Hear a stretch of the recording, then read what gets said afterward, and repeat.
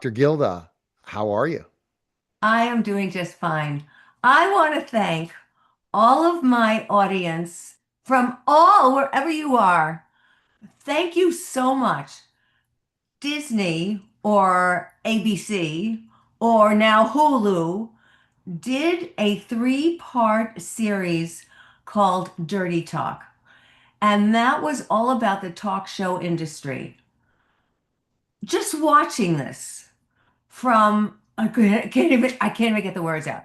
For 30 years ago was shocking to me how much I have changed physically, how much I have changed emotionally, how things have changed in the world. I mean, the whole television industry, everything has changed. But this is what happened.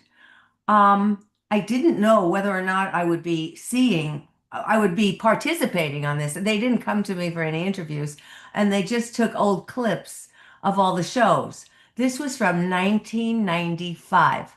Now, at first, I thought, 1995 isn't that long ago, is it? And then I calculated 31 years ago.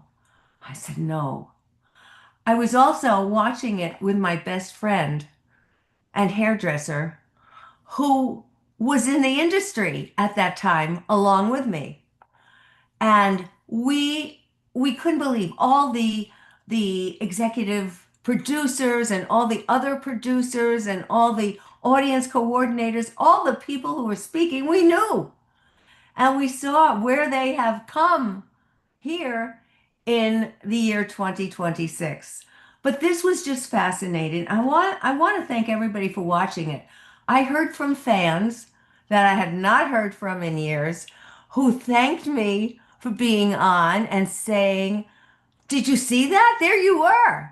And some of them pulled the clips out for me. I was only on one clip on the second part two, and it started out at about 20 minutes into it. Maybe it was 23 minutes in, maybe it's 26 minutes in, but around there. And Sally Jesse Raphael introduces me. Now, there were other therapists shown in some of the different segments, but none of their names were pronounced. None of them were introduced.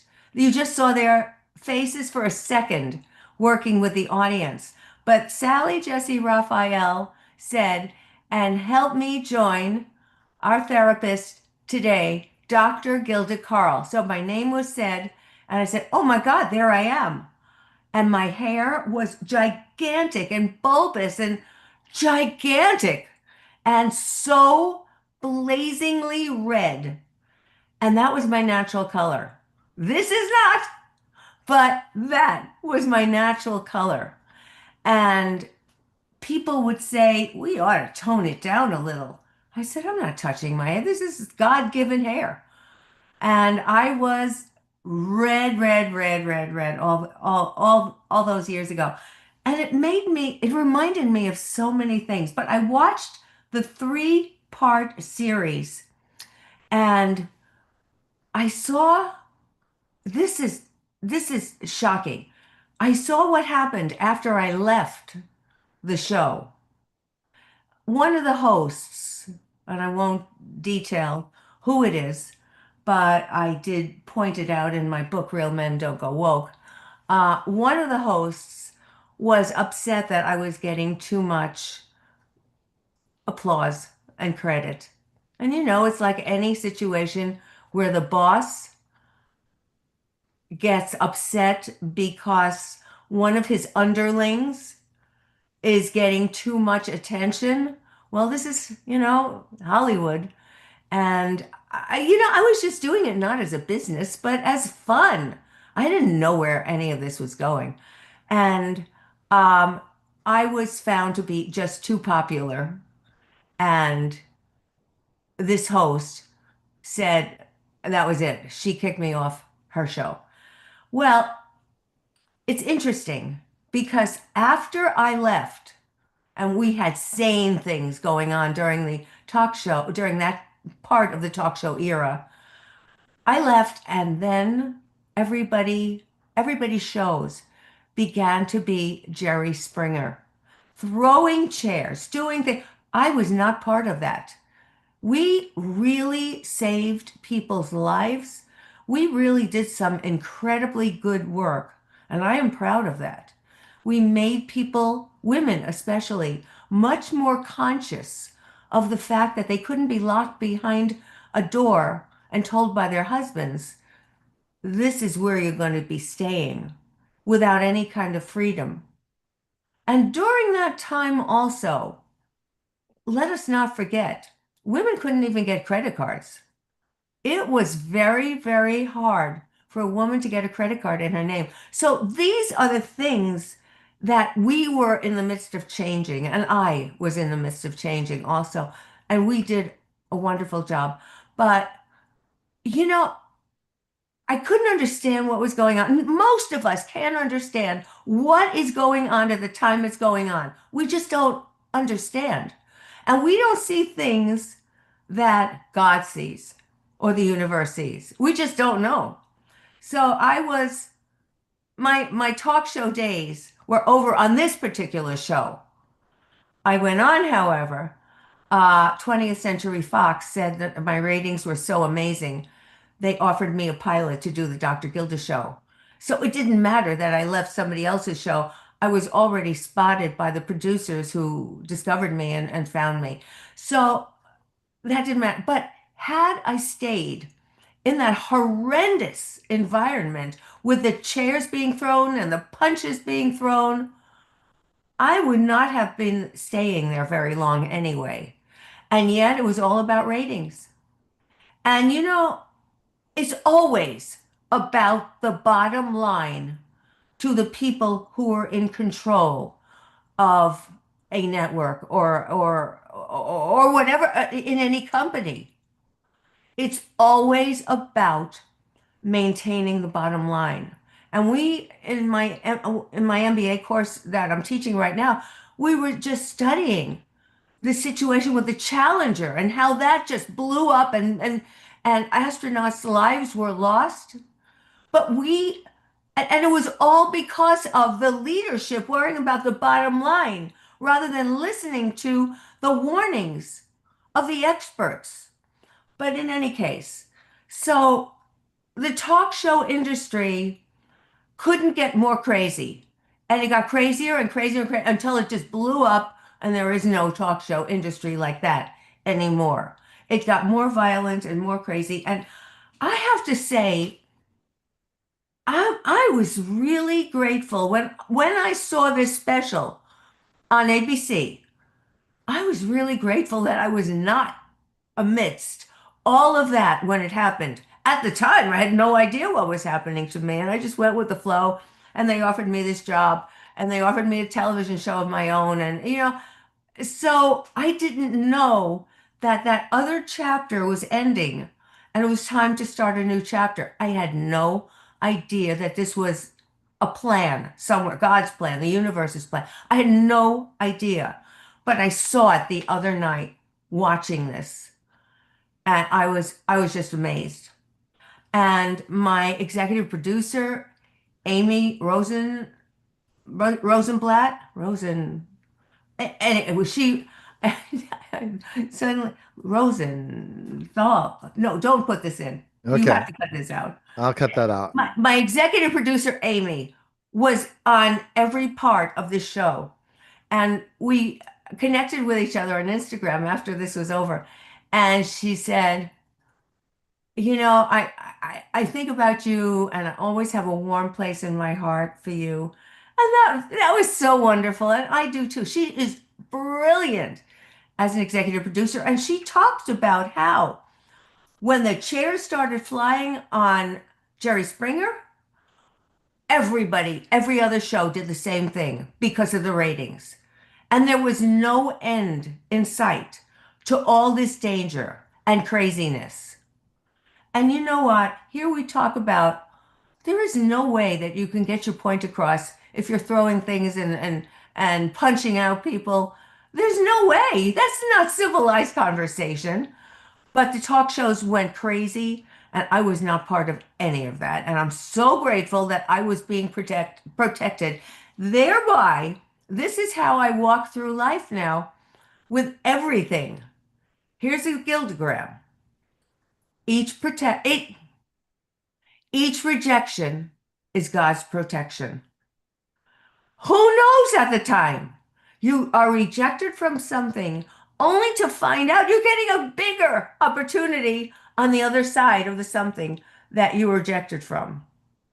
But at the time, you feel rejected. And whether this is in business or love or anything that you're doing, you get rejected. One person doesn't want you. Somebody better is waiting in the wings to want you more. So I learned just from watching this in the last few nights. And when I saw what I looked like in those days, oh my God, that hair was gigantic. That was a style, yes. And when I was on the Sally show, Sally eventually did her hair the same way, not in red, but then she went red. Oh, it was just crazy. It was all crazy time, and it was wonderful. I had the best life, and it was fun. I was looking at it as a business. I didn't have to worry about ratings. I was a guest, and that was the best situation to be in. But the show hosts had a lot of stress on them to get those ratings up. And if you watch this three-part series, you will find how much stress they were under. When Amy was called into Sally's office, and she said, "Well, how come this one's ratings are higher than ours? That one's ratings are higher than ours." You understand the competition. It was daily. And every morning we would come in to the show that we were doing that morning, and we would look at the ratings on the wall from yesterday. And we'd say, "Oh my goodness," or "Hey, wonderful. Yeah, yeah, yeah." And we would congratulate each other. It was a mad, mad house. And I was, and I probably still have a bit of that in me, a drama junkie.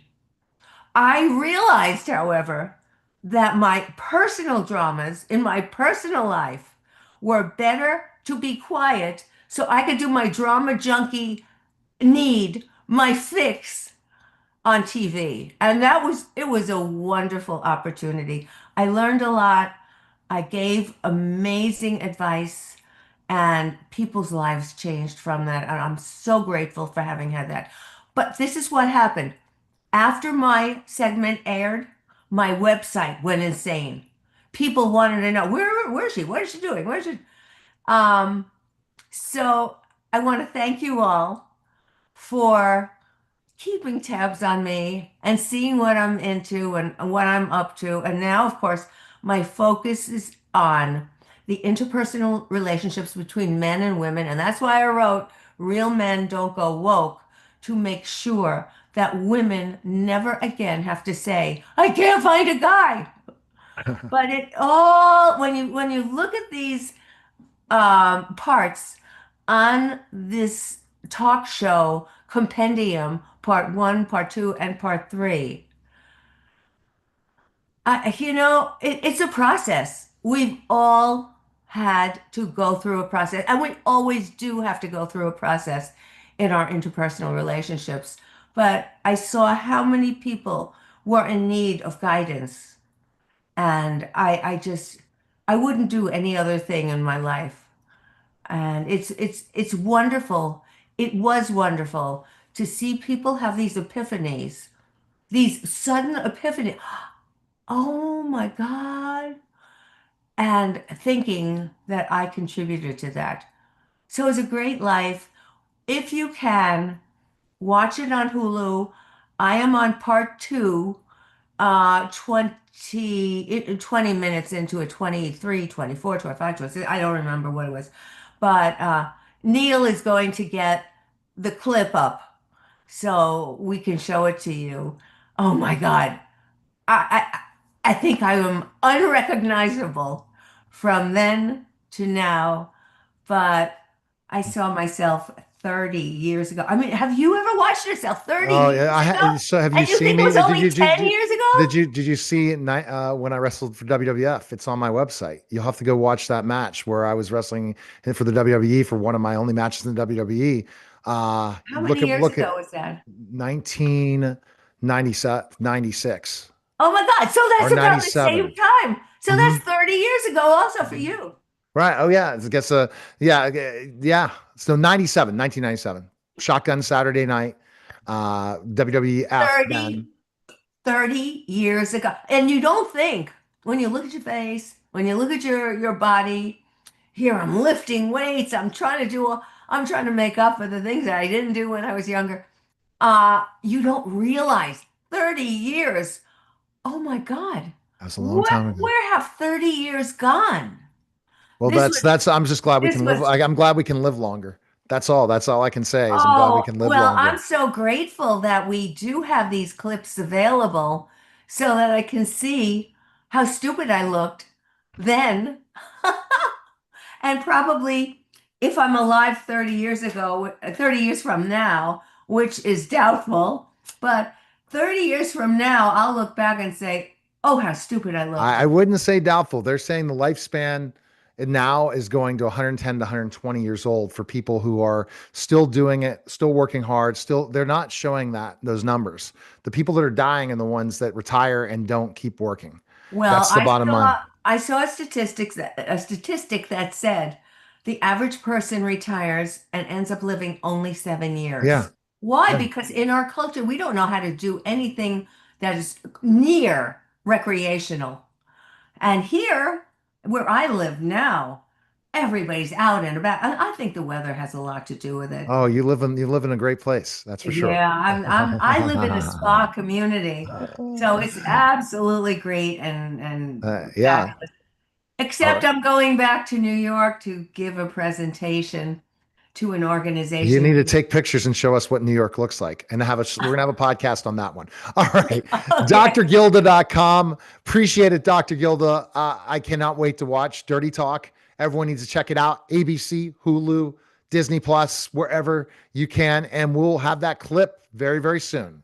That was the special simulcast of the Neil Haley Show and the Gildagram podcast, guys. Take care.